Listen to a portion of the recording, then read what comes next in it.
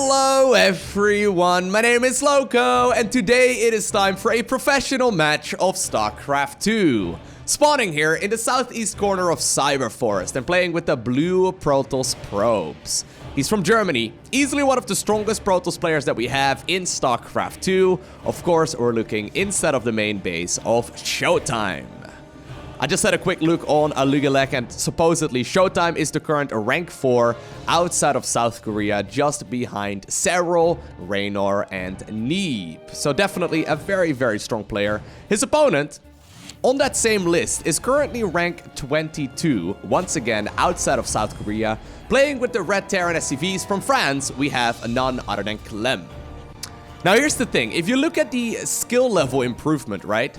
Over the last couple of years of some of the pro gamers in SC2, some of the top level players, it is pretty clear that for the majority of them, they improve as quickly as the general skill level goes up. Basically on Alugalek, players get awarded a point system, or they get awarded points depending on how well they performed in tournaments online and offline against other pro gamers as well. And for most of the top level pro gamers, they sort of improve at a relatively similar pace, some a little bit quicker than others, but for the most part, it is all pretty much the same.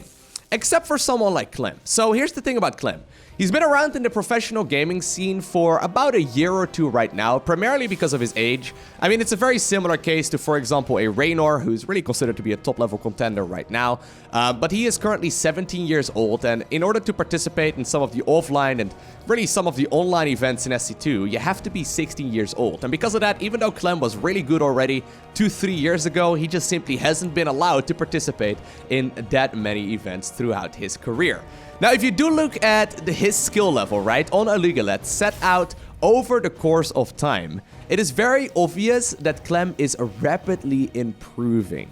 Much more so than other pro gamers, at the very least, around that same skill level. So even though he's the current rank 22 outside of South Korea, I've got a feeling that over the next year or two, that is going to change. So mark my words.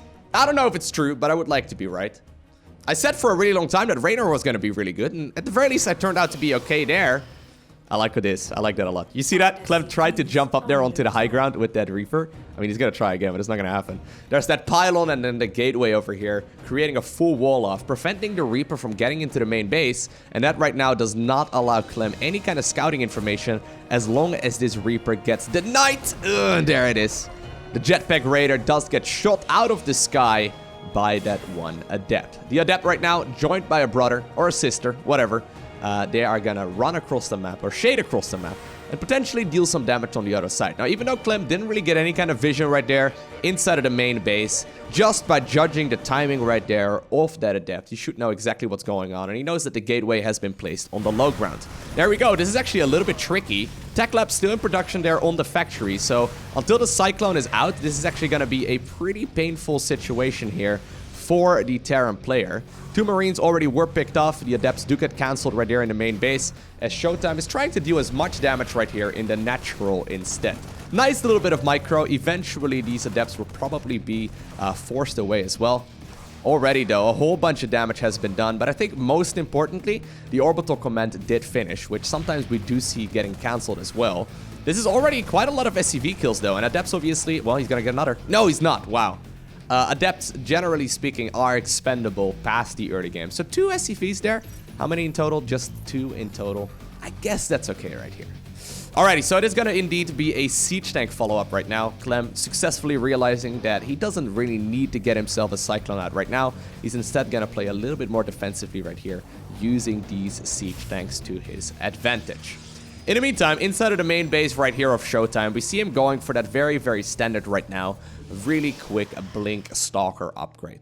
Blink Stalker, it just simply allows you to maneuver all over the map really easily, and you can definitely put on quite a bit of pressure if you have enough Stalkers. But the nice thing about the Stalker Blink is that you can also use it defensively. If, for example, a Medevac tries to get in, or if a Liberator tries to get a little bit cheeky, the Blink Stalkers have an easy time getting underneath, and it's just really a good option both defensively as well as offensively. Those observers right now coming out at the correct time as well. I think they're going to try and provide some of that high ground vision to potentially blink into the main base. ShoWTimE right now, though, awaiting here. He knows the timing of the Terran push. And there we go. The Terran units are trying to make their way across, and now we have this weird stare down. Both players know that the other one is there. Well, there's an observer. Ooh. Is he gonna get it? I think he should. There we go. But they know that the other is there. They just don't really want to cross through this weird dip in here in the center of the map. When this map was first introduced, actually, and ooh, nice catch right there. When this map was first introduced, I didn't understand this dip in here. It doesn't really come into play in like the Zerg matchups that much, and obviously that's the race I play the most. But I love that little standoff here in the center that we see very regularly. Now, the Stalkers decided to go around. Beautiful pickup there by ShoWTimE. He got himself a Liberator, got himself a Siege Tank. Game sensors right there on point. And keep in mind, he can quite easily get on out of here as well if he really wants to, just by utilizing that blink defensively. And with some good control, none of these Stalkers should be picked off.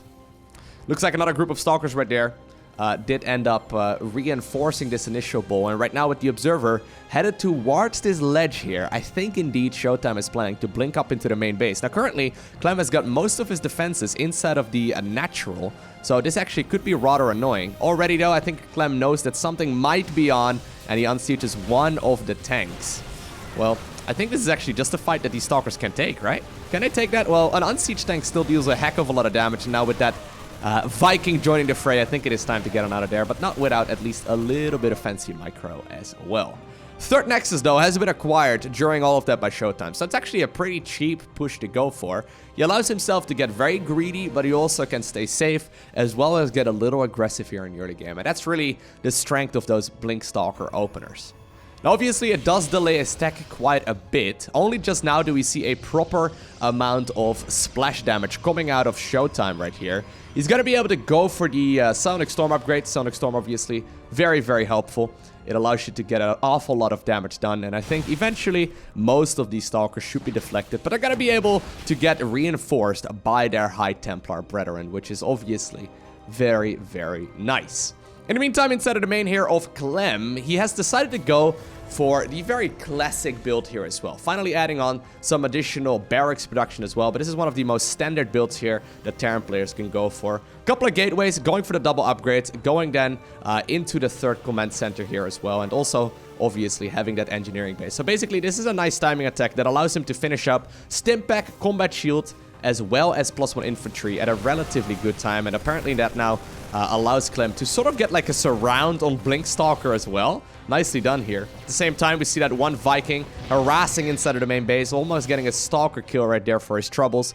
But I think for the most part, this is now going to be a push that Clem can execute, right? I mean, the ball is sort of in his court. He's been pushed back for a really long while. Finally going to be able to secure his own third base as well. But this is certainly something that I really like right now for ShoWTimE. He's in a great position.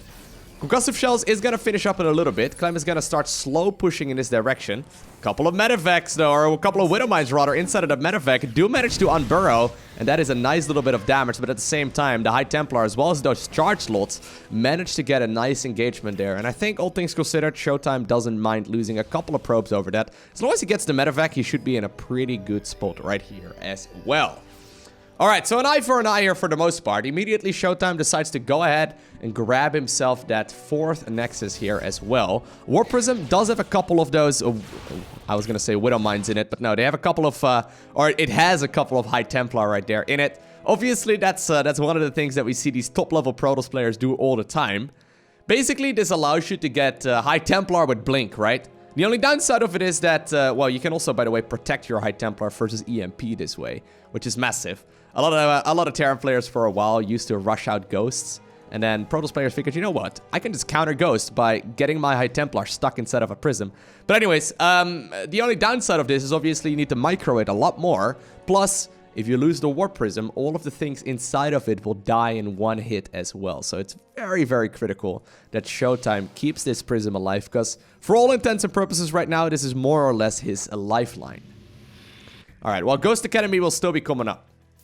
Ghost Academy, of course, is still very important. You gotta try and punish a Protoss player. Plus, it's pretty good against Archons as well.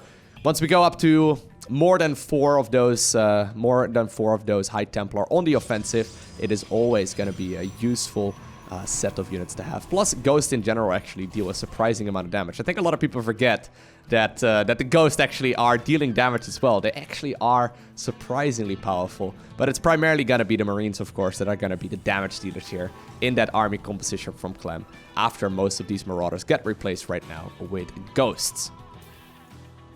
Alright, so here we go. Protoss army is on the march. This is now 4-base Protoss going up against 3-base Terran.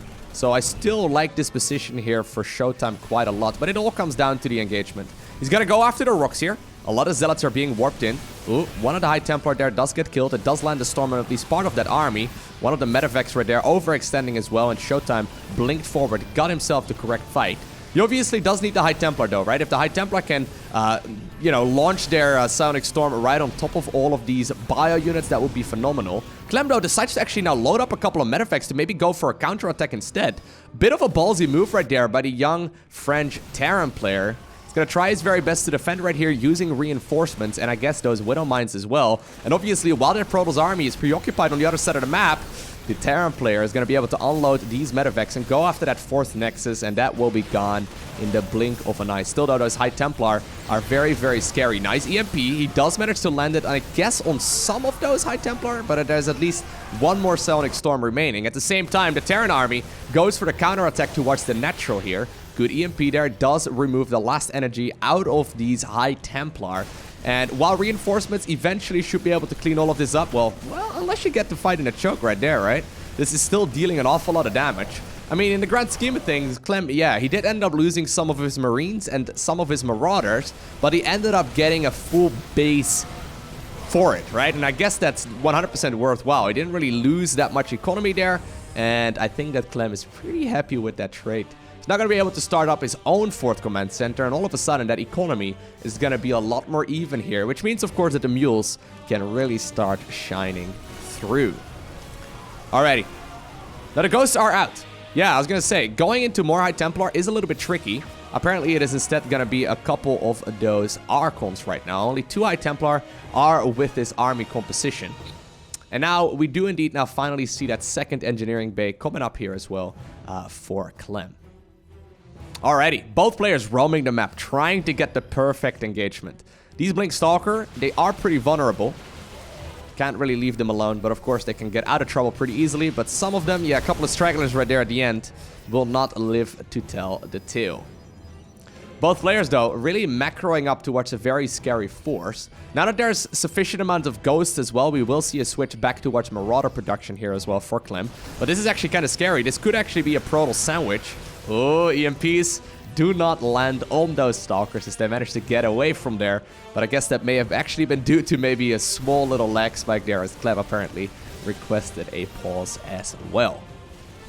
Alright, so now the tables have been turned. Clem trying to engage into the 4th base of Protoss once again. This time around, it is not going to be ShoWTimE on the aggressive, but it's going to be... Oh my god! Woo, that was a massive storm!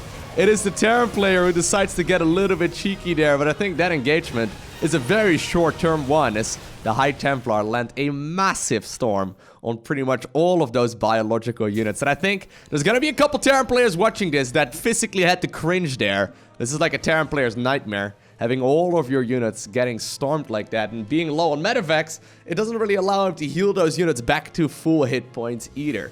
That now all of a sudden creates a counterattack potential here for ShoWTimE, who decides to blink forward right now, and he tries to go after this 3rd command center, and so far it looks like it is working out quite well for him. Now still, these EMPs are very, very scary. The Marines and Marauders do still deal an awful lot of damage, and through these choking points that these barracks create, this is actually still not a fight that is absolutely terrible here for Terran. Just in the grand scheme of things though, this Protoss army is just way bigger, right? Look at the sophistication in that Protoss army as well. It's very solid. We now see the robotics bay added on here for ShoWTimE too. So he's going to be able to get himself some of that Colossus production. And I think Surprise Colossus right now would be really good. Especially since medevacs are being recreated. That means there's no Vikings up in the air. Instead though, okay, I like this. ShoWTimE is going to go for Disruptors. Disruptors are really good against these Widow Mines instead. And obviously they can't be EMP'd. And they're not very easy to counter in general. It really forces this Terran player to continue microing to the best of his abilities. Now ShoWTimE, doing ShoWTimE things. I kind of feel like he could have continued pushing there. But they call him the Mauer. for a reason. His nickname in Germany is Die Mauer. It basically means the wall. Apparently, playing against ShoWTimE kind of feels like you're facing a wall. You can punch it really hard, but it's probably not going to break. It's very difficult to get a good engagement against ShoWTimE, and he plays with the mantra of when I'm ahead, I'm going to get more ahead. I'm not going to take any gambles. I'm not going to take any unnecessary risks. I'll just get more ahead and kill you in 5 minutes from now if I have the option instead. Well, a couple of Zealots, though, managed to get a nice little trade there. A couple of those SCVs will get picked off as well. At the same time, though, big medevac doom drop heading over towards the 5th base right here of the Protoss player. Most of that Protoss army is right now in the center of the map, and that means that these, you know, Marines and Marauders are going to be able to get a very easy pick-off. Although, one Marine! Oh my god, saddest moment right there for Jimmy. He did not get hot pick-off. The Zealots, though, made their way towards the main base right here of the Terran player as well. And while they eventually managed to get picked off, they certainly were worth their weight in gold. Some of the Protoss army trying its very best to get inside of the main base as well. One of the medevacs starting to take quite a bit of damage, and I think that Clem is not going to be able to get that much more done with these Terran units, but there's certainly no denying that he's been forcing this Protoss player all the way back towards his side of the map. Okay, Disruptors have been added on. Thermal lands right now being researched as well, so I do think we're going to see some Colossus here in a little bit. Disruptors, though, they're so difficult, right? Once Protoss goes up to several sources of splash damage, that's where, personally, for me, whenever I play Terran, that's where the game becomes extremely difficult. I'm okay against Colossus, I'm okay against Disruptors, I'm okay against High Templar. When it's a combination of all of the three, though, that's where this game becomes extremely difficult to control. Now, flybys right here with these medevacs are one way to deal with it, right? If you can get a nice doom drop-off, oftentimes you can actually catch the Protoss player off guard. Especially when they're maxed out and they can't warp in anymore. You can get some really good fights here, but yeah, that's not going to happen. At the same time, though, the rest of the Terran army has moved towards the northern section of the map. They're going to be able to pick up at the very least one of those building nexi, which is nice and all. The Prism still inside of the main, by the way, being an absolute nuisance. Trying its very best to do as much damage once again. Disruptors trying to get a connection. Not going to happen this time around. Psionic Storm landing on some of those Marines, Marauders, and Ghosts on the high ground. But there's a lot more Storm where that came from. Oh, EMPs trying to get landed here as well. Once again, dodging away absolutely perfectly. I really want to emphasize how difficult this micro is from both players. There's, of course, the splitting versus the Disruptors, right? And that obviously is one part of the game. You have to run away far enough, you have to be at a long enough distance to not get hit by those Disruptors. Then likewise, you also try and land the EMP from the Ghost on top of the High Templar, and the High Templar are trying to land Storm, and then of course feedback once again on the Ghost. There's this really complicated dynamic where all of the players or all of the units are having their own very specific role, and they try to fulfill that to the best they can, but it's difficult. Oh, it's difficult to engage into this army as well, though. Disruptors once again trying to force some of this army forward. Colossus right now are joining the fray as well. Are there any out already? Doesn't look like it, but finally we do see some of that coming up. ShoWTimE forcing that Terran army to go backwards. And once again, we have once again noticed here a bit of a stalemate. Now, these medevacs were spotted, right? Yeah, Clem, well, I don't know if he realizes that it's spotted. He's trying to fly these medevacs towards the main base here as well. Majority of the Terran army trying to make its way across. Now one hero High Templar is waiting there, although, yep, not gonna get anything done. The medevacs were halted there by a couple of Stalkers. Nice turn back right there by Clem. He's trying to distract this Protoss army, right? He's trying to engage on several angles at once, so maybe he can get that big doom drop. The majority of the Terran units right now is actually landed over here at the 5th base of Protoss. Clem has been trying to put on the pressure here, but now these Colossi will be able to join the fray as well as soon as ShoWTimE wants to show them. As soon as it's ShoWTimE. Okay, sorry. Terrible. That was awful. Anyways, the Colossi, though, they are going to be difficult to deal with, right? You kind of need to get yourself either like an overwhelming amount of Marauders, or you need to get yourself a lot of Vikings out as well. If you decide to go the Marauder route, though, all of a sudden, micro against the High Templar and then also against those Disruptors is very, very difficult. It looks like one of those Protoss units right there was picked off. You don't really want to lose the high-value targets. Marines and Marauders, though, together with Ghosts, they're going to be able to carry Clem towards the late game just fine. He doesn't really need to change his unit composition all too much. If he wants to, he could add on some Liberators as well. Now, good set of force fields there, but Clem is going to be able to just barely sneak away there as he looped up all of his Terran units in Vaseline before they left the barracks. Or at the very least, that's what rumor has it. At the same time, though, ShoWTimE pushing through the center of the map, trying to go after one of the last mining bases right here of the Terran player. There's one more base up north that I don't think has been spotted just yet, but ShoWTimE can probably assume that it is there. Nice set of high Templar feedbacks there as well, trying to kill as many of those ghosts as possible. The majority of the Protoss army right now is once again grouped together in one big ball. Is there still a prism out here somewhere? I don't see a prism on that unit tab, but there's no denying that ShoWTimE's army is very, very menacing. He's now also expanding towards a new expansion here too, and I think that ShoWTimE may very well be able to push through right now. Clem desperately trying to hold on. Supply count, though, heavily in favor right now of the German Protoss player, who's reinforcing this army that already has a lot of splash damage with even more splash damage as well. At this point, Clem doesn't really have the amount of units here to go for a big, I guess, doom drop, right? That would be a way to force this Protoss player to go back home. Instead, he's forced to basically use all of his units right now for base defense. And while maybe he's going to be able to hold on, his mining right now is not nearly as impressive anymore. And it is indeed going to be ShoWTimE who cleans up this game. I hope you enjoyed watching this video. If you did, make sure you hit that like button down below. And if you want to see more, make sure you hit that subscribe button so you get notifications as soon as I upload more. Not gonna lie though, right? As soon as Protoss reaches 3 sources of splash damage, that is when the game becomes very scary. When the Disruptors get joined by High Templar and Colossi, good luck microing against that with just purely Marines, Marauders, Ghosts, and Medevacs. And I guess a couple Widow Mines sprinkled in there as well. I want to thank you for watching. Have an amazing day. Do not forget to smile, alright? And I will see you once again in the next one.